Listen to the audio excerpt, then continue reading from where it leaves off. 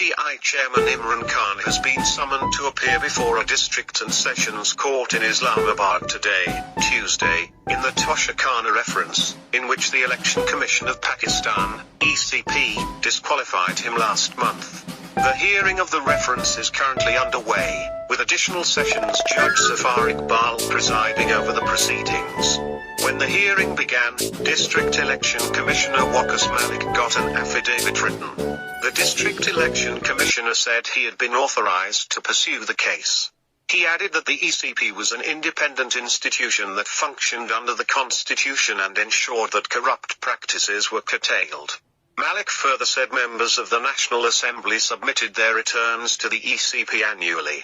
Imran, too, submitted his returns from 2018 to 2021, he added.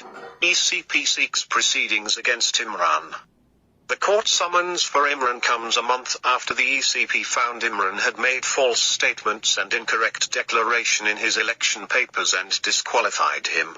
Last week, the ECP had sent the reference to the court, asking it to proceed against Imran under criminal law for allegedly misleading officials about the gifts he received from foreign dignitaries during his tenure as the Prime Minister.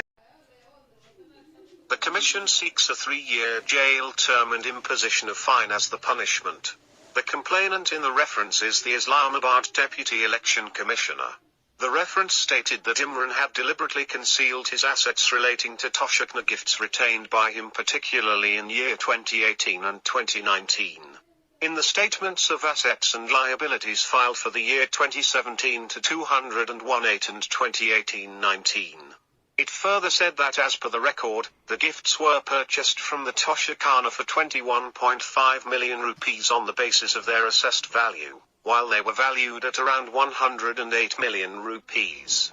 The ECP wanted the PTI chief to be convicted for the offences mentioned under sections 167, corrupt practice, and 173, making or publishing a false statement or declaration, of the Elections Act 2017.